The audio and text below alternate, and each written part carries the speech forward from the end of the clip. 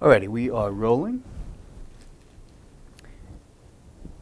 In your introduction to fast food genocide, what did you mean by we are participants in our own destruction?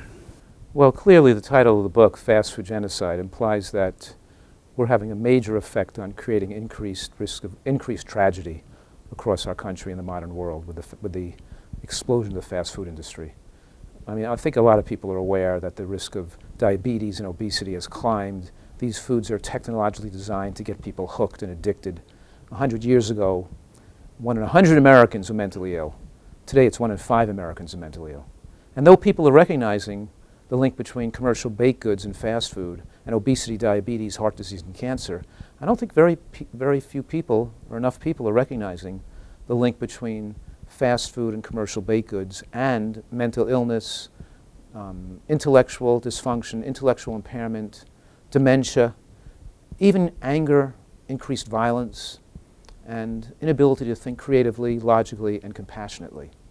What I'm saying is that this ubiquitous exposure to these foods have made a tremendous amount of food addiction in the modern world. And food addiction now kills more people than drug addiction.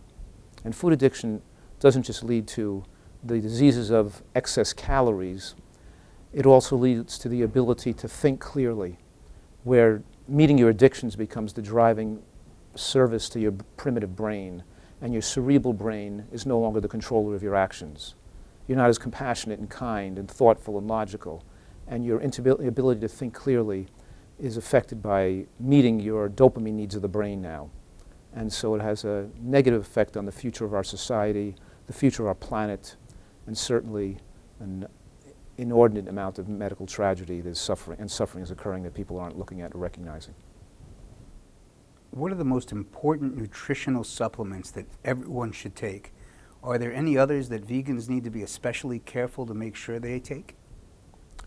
Well, when we're looking at nutritional supplements, the most important thing, I think, is to not take supplements that could be dangerous.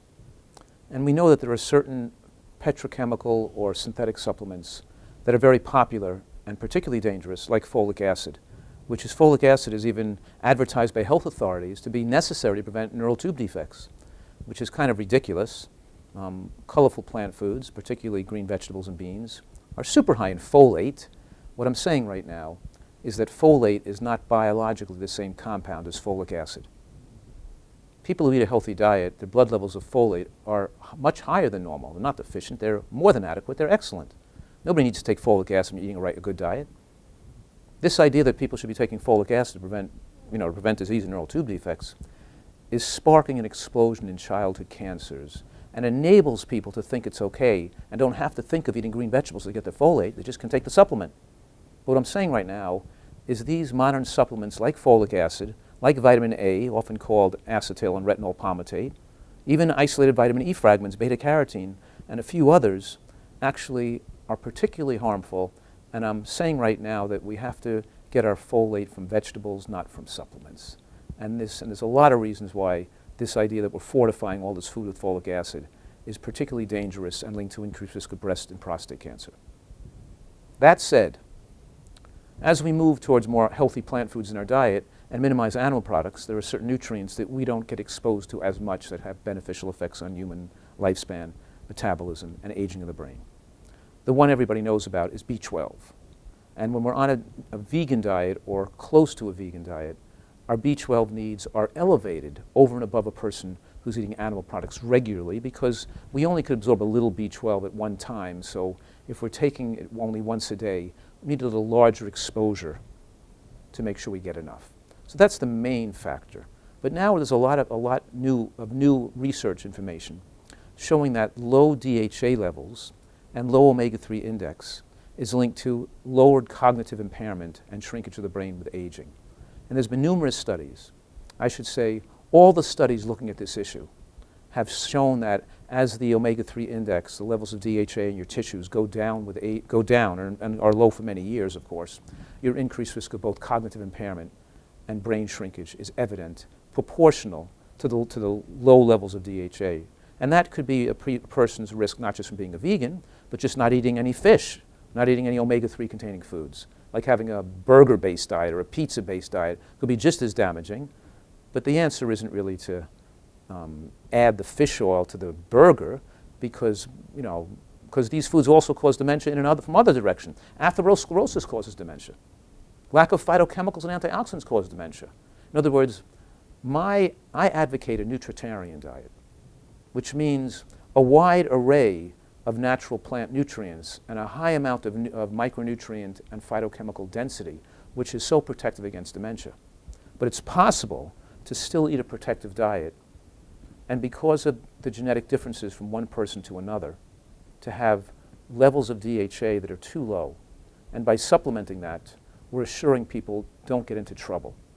My 30 years of experience with this, taking care of tens of thousands of patients, have shown that a lot of the vegan community that I've cared for as a patient has had cognitive impairment or dementia as they got older, and I may be seeing that because they lived so long, because they wouldn't have seen it if they died at a normal age between 80 and 90, because they lived in their 90s, we're seeing more dementia, and my goal is to have people enabled to push the envelope of even longevity, live to be 95 to 105, and still have their full mental faculties intact. Therefore, we follow that omega-3 index. People who don't want to take a DHA to protect the brain should at least be conservatively cautious and check a blood test to make sure their levels are not exceedingly low. And I'm suggesting that the studies show that below 5, you're at some increased risk. Above 5, without supplementation, probably safe. Below 4, significant increased risk. And to let your levels run below 4 and not do anything about it is just, probably is just irresponsible.